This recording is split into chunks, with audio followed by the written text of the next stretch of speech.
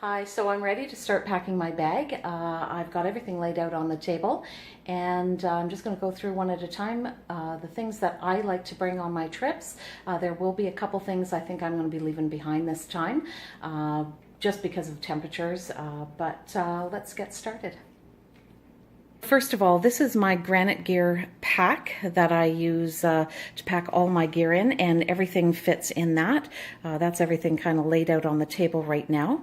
And it is specifically a canoe pack. I do bring a belt, and on it I have a bear spray, which is in a holster there. And I also have my hunting knife there, which is also in its holster. Inside I also carry a flare and bear bangers in there too. So yeah, some people might think it's overkill. I bring a lot of protection, but I am by myself, and I do think it's better to have it and not need it than need it and not have it. I always bring my hat, of course. I will have a pair of camp shoes, which are my moccasins here that I love, and they're super comfy. And I will be bringing my Keens, which I'm really due for a new pair. These are getting really worn out, but they're fabulous. I love them. And the temperatures are warm enough. I don't need anything warmer than that right now. For clothing, I do have a compression sack there, dry bag, and I will bring my rain jacket, possibly, depending on the forecast, but probably more than likely I will bring it just in case. I do have a long sleeve top there. It zips up the front, so it's just great if I'm cooler in the evening or in the early morning and need to be a little warmed up. I've got a tank top I'll bring, a short sleeve top that I bring. I have one pair of pants that I bring, and then I have one pair of shorts, these black shorts here, that I will bring.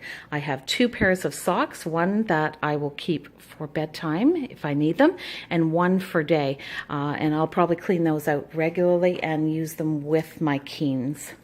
I will also bring likely something to sleep in, change in specifically to sleep in. So I have another pair of shorts and a t-shirt to sleep in. I have this, which is another little do-it-yourselfer. It's a pillow sack that I made, and I stuff it with whatever clothes I have. Usually, very often I'm bringing my down jacket because I shoulder season camp a lot, and I will fill it with my down jacket and it becomes my pillow. I do love having a pillow. It's a luxury I don't think I can do without when I'm backcountry camping. So I will just fill that with whatever clothes I have. I love my bandanas. I always wear this bandana, and it's nice to have this one too, just in case. I'll probably use that for nighttime. If I feel I'm cold on my head at all, it's great to just slip over my head, and it's light enough for this time of year. During the shoulder seasons, I'm generally bringing a toque and even mitts very often. I also bring a washcloth. That's my toilet washcloth, and I do market that so I don't get it confused. And I always like to bring a book, so I will be bringing a book on this trip. So this is my sleep system. This is the whole system set up here. I have my tarp, which is a Winter Dream tarp. So it sets up like an A-frame tarp with doors on either end. Fantastic.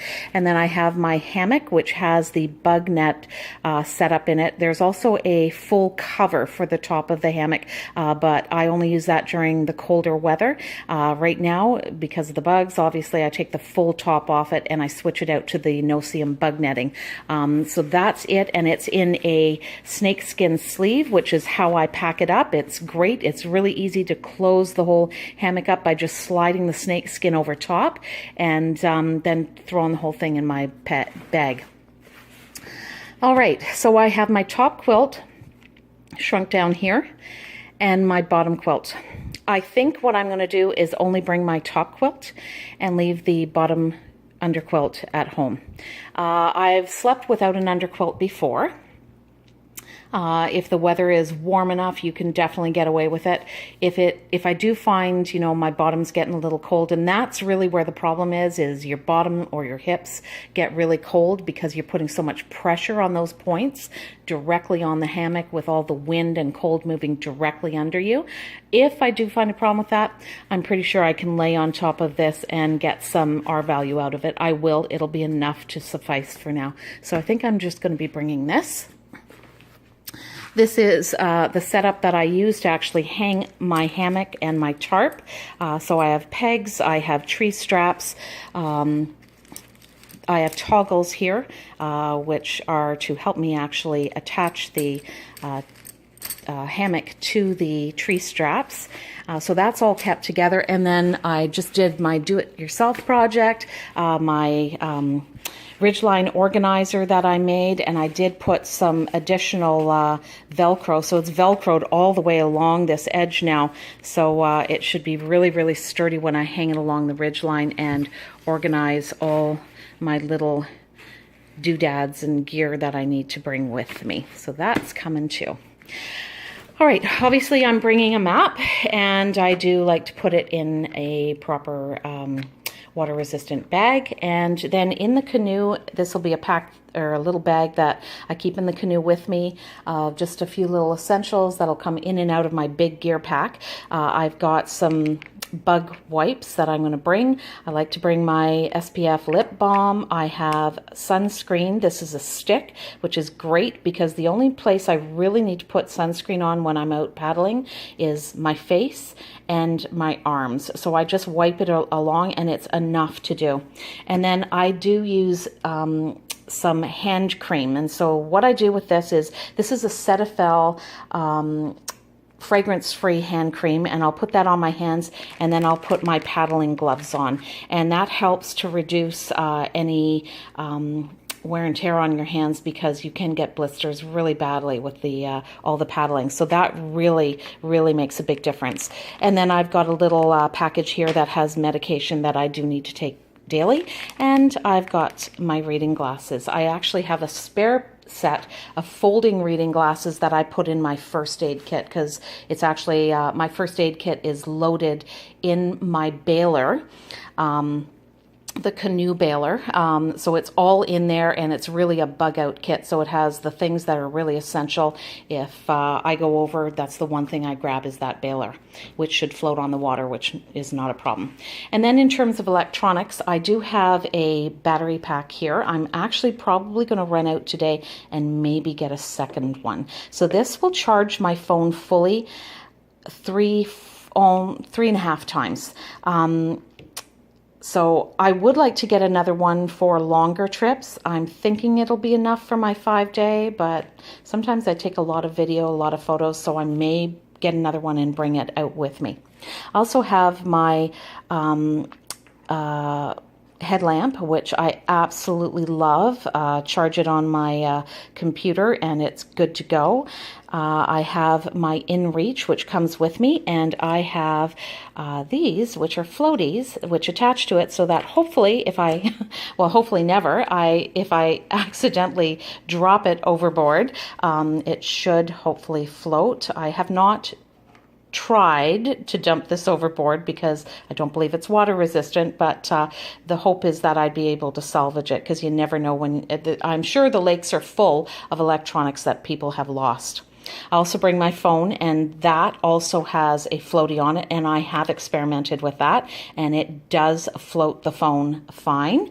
I also bring a couple charging cords, and I have this lovely little flashlight, super powerful for the size of it. It's quite hefty for the size of it, but it is fantastic.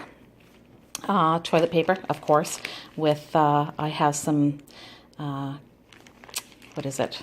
Hand sanitizer on the inside of that. And then I also bring this flashlight. I really love bringing light because I never find I have enough of it at night.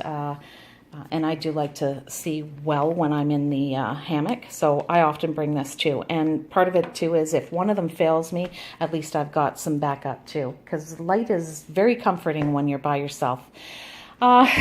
Next to that, so I've got my food bag. Now, I know a lot of people do not like these, and I've considered switching out to just a regular compression sack or something to hang my food, but I have been using this particular bear bag, which is supposed to be bear safe. I think the idea is bears can't get, if they're reaching up for it or jumping up to try and pull it down, they can't get their claws in it. However, if they get it down, believe me, they're going to get in the bag. It's not going to protect your food at all. But the idea is they can't really get a handle on getting a grip on the bag. And so for that, I use it. I've never had a problem with it. I do have really good quality rope that I hang my bear bag on, and some carabiners for that.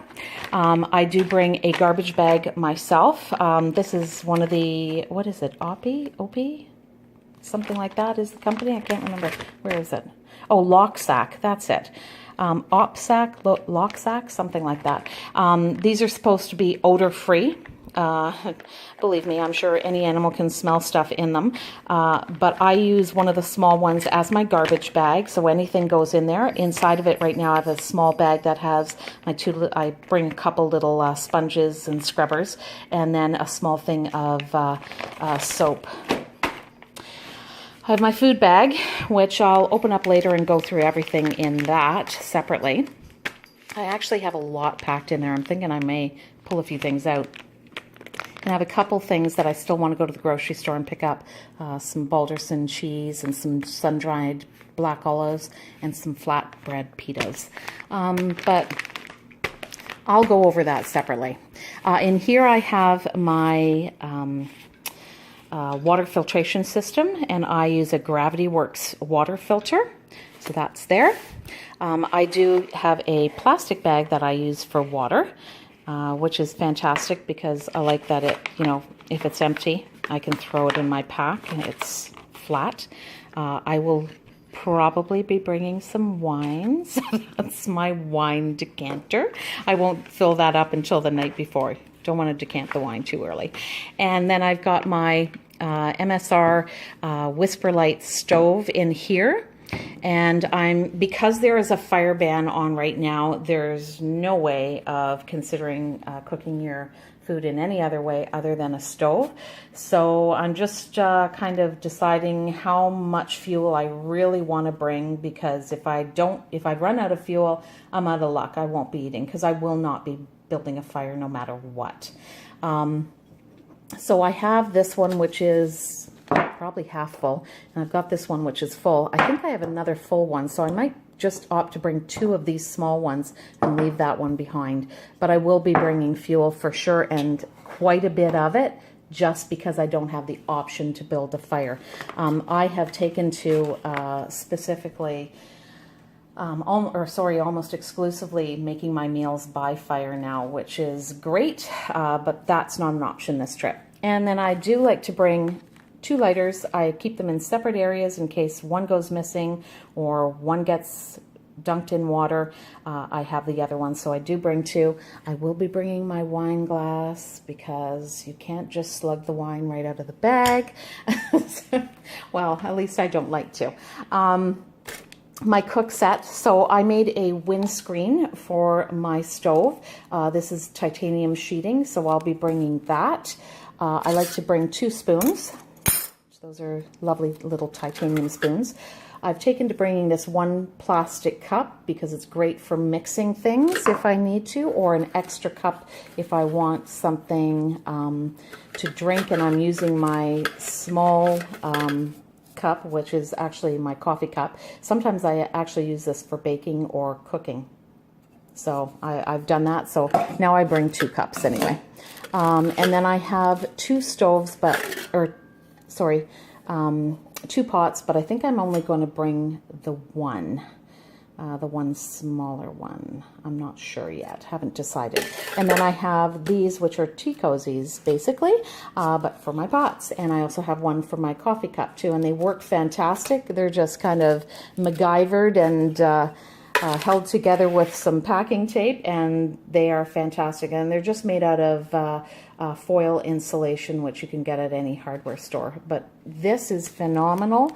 If I make coffee and set it aside to steep, I'll put this over top, and the coffee will stay piping hot for 10 minutes easily without losing any temperature. I also bring my Sea to Summit water bag, great to fill up. I'll use this.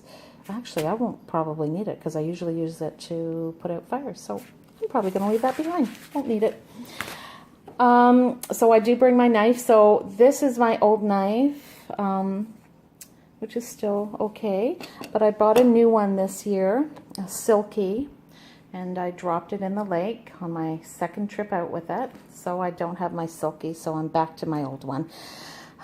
Okay, and I will be bringing my little fishing kit, which includes a knife for filleting, and that just to handle getting the fish off, because sometimes I've really struggled with a few fish getting them off the hook, so these come in really, really handy. And that pretty well concludes what I'm bringing. It will all fit into my pack without any issue. Oh, there's my supervisor. He's helping. Hey, Frankie, you gonna help me pack everything up? But I'm gonna get at it, start putting it all in bags and into my pack, and then later on show you what's in my food pack.